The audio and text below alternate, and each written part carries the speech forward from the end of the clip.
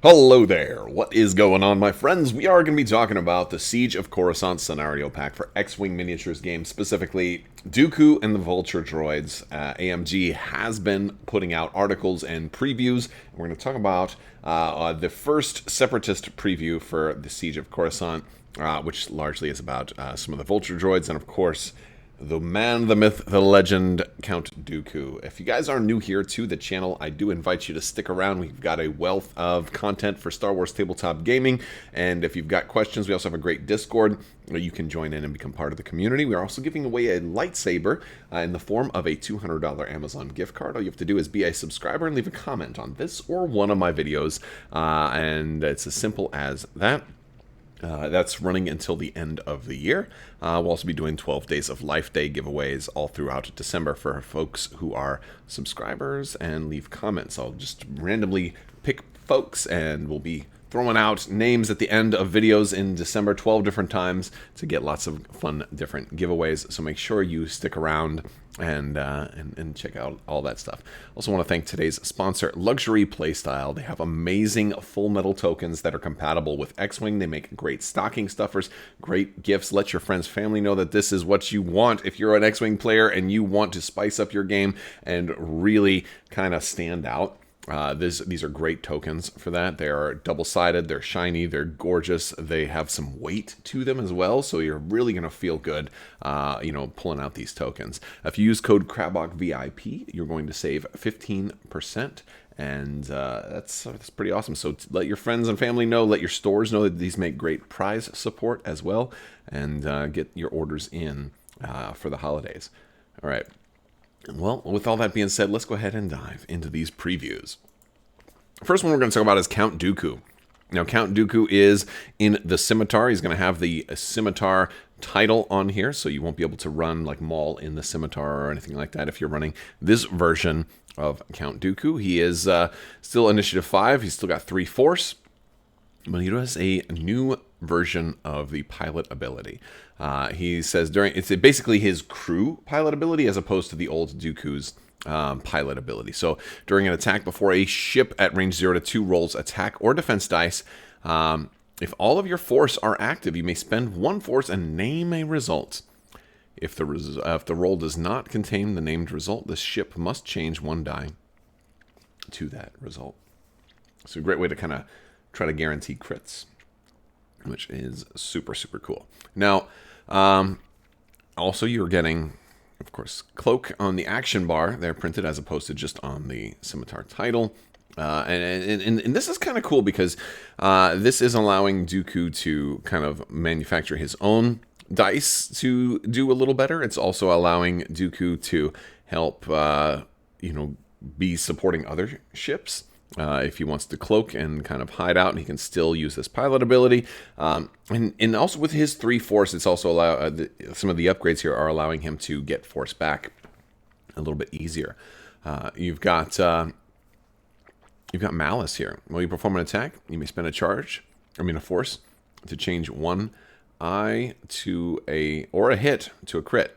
And if you do, after performing the attack, if the defender was dealt 1 or more face-up pilot or crew damage cards, recover 2 Force. So this, if you've had to spend some Force, is a great way to get some Force back. So it'll allow you to use this ability again. Also, if you want to use this ability to give yourself a crit, then trigger Malice. I believe you can, like, as far as the timing is concerned, it certainly looks like you can do this first and then trigger Malice. And now all of a sudden you've got, you're going to get both of those Force back, and you have a much better chance of actually getting face-up damage through. Of course, you'll want to do that on ships that have hull and either no shields or shields that have already been taken down. So you also have Roiling Anger, which is going to give you a stress or a Force back at the start of the engagement phase. If you are in an enemy ship's forward arc, you may gain a strain to recover 1 Force. This one's going to be especially good if you've had to spend multiple Force on a previous turn, didn't get all of them back, but need 1 more maybe to be able to trigger this ability. That's always a fun one. And then, of course, with the Scimitar title. So this is going to offer a slightly different Dooku playstyle. For those who already like to run Dooku, this is going to be an alternative. And as we've seen already with the points and loadout costs, that these aren't always auto takes. You have to think a little bit. Like, do you want your Dooku to, to be able to be run like this, or do you want him to build him differently? And, of course, having the crew pilot, it's kind of like almost having Dooku with Dooku on board. It's like, what kind of cloning experiments have they actually done on Kamino? Did Dooku clone himself, and is he running with like a little mini Dooku? Is he like Dr. Evil with Mini-Me sitting on his lap? Does he have a mini Dooku? Or maybe, what would he call his mini Dooku? Would he call him Count Dookie? Dad joke. Hashtag. All right. Anyway, let's move on because there's no recovering from that awful mess. All right, we got DFS 081, and he's got the ability, while defending, you may spend a charge and a calculate token to cancel a critical result. Slight change from his from his regular existing version, because he's actually canceling the critical result. Of course, he does have networked calculations, which is certainly what you kind of expect most droids to be running, stuff like that. You're also going to see the new strut lock override, and this is the one that kind of just makes me a little curious, and like hopefully they don't continue to always do stuff like this. I'm not super crazy about it, but it's not awful either. At the start of your activation, you may spend a charge. If you do, ignore obstacles while you move through them this round. Like, that's cool and everything, but like this was, I think they said something about this at Mini Stravaganza, where like, hey, we wanted to get away from like double-sided cards, since this was all going to be on a standardized loadout. So we came up with a way to kind of, because the landing gear was double-sided, right? Like if you're going to land on an asteroid or if you're going to take off. And now that Battle of Yavin has come out, and we know that the backside of these cards is just full art of the ship, like they totally could have made this a double-sided card and then put other stuff on the other side. Like, I don't know why they chose not to do that. And unless maybe they just don't like the idea of these guys landing on asteroids. And I can understand that. There are some cases where, droids that just park themselves and turn into basically turrets on asteroids, like where that becomes, difficult to deal with, I can imagine. So, like, maybe they just didn't like that idea. But also, like, with X-Wings not having the S-foils open and close, it kind of makes me think, hopefully in the future they start taking advantage of the backside of these cards and don't ignore the design space that can give them. It can allow you to do double-sided cards. It can allow you to create new double-sided cards. You could have a double-sided card that not only does it change what this does, it could change the pilot ability. Like maybe you flip the entire ship and it's got new stuff once it's damaged. And once the shields are down or whatever, it totally flips. And instead of just doing full art on the back, which I know some people will like, but I think for the most part, you've got a whole lot of printing space on the back of this card. Hopefully they will use it in the future. But that's just my little gripe. I mean, not much of a gripe, because I think this is still a useful and worthwhile ability. I just hope they're not limiting themselves, right? Other than that, all this stuff does look pretty interesting. So they have the contingency protocol. You're going to see that on the rest of these guys. After this ship is destroyed, another friendly ship at range 0 to 3 with contingency protocol may perform an action even while stressed. And of course, that's going to help, whether you want to get more calculate tokens for networked calculations, or you need a barrel roll out of the way. Contingency protocol is very cool.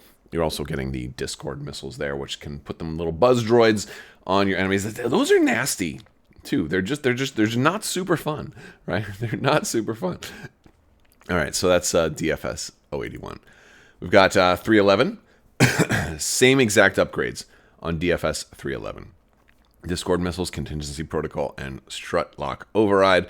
Also, at the start of the engagement phase, you may transfer one of your calculate tokens to another friendly ship at range 0 to 3, kind of fitting into everything that these guys want to do. You've got network calculations, you got token sharing, you got contingency protocol, and you've got the new strut lock override, and of course Discord missiles as well.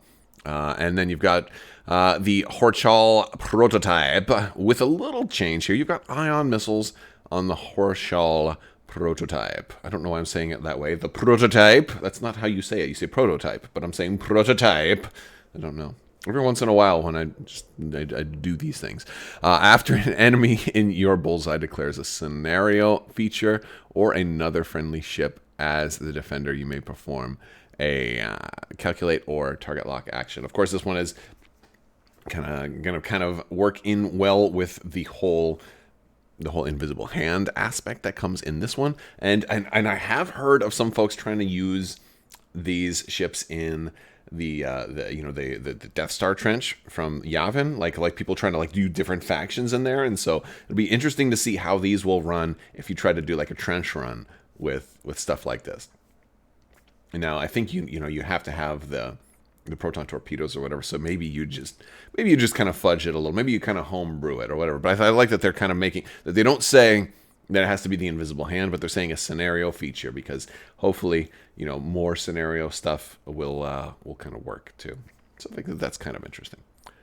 And that's kind of it. So a little bit of a light preview today. There's going to be more coming. There's other ships in this pack. You've got Hyena bombers. You've also got the Tri-Fighters and stuff like that. So we'll be looking at more in a future video. So if you want to see that, make sure you stick around. Don't forget to jump in the Discord and like and subscribe and share the video and all that good stuff. It does help out the channel, so I do appreciate you guys. Also, huge thanks to my patrons. You guys are awesome and just really help make this channel continue and help us keep putting out videos. So thank you for your continued support. If you want to check out Patreon, there's links in the description below. I will talk to you guys later. May the Force be with you, and have a great day.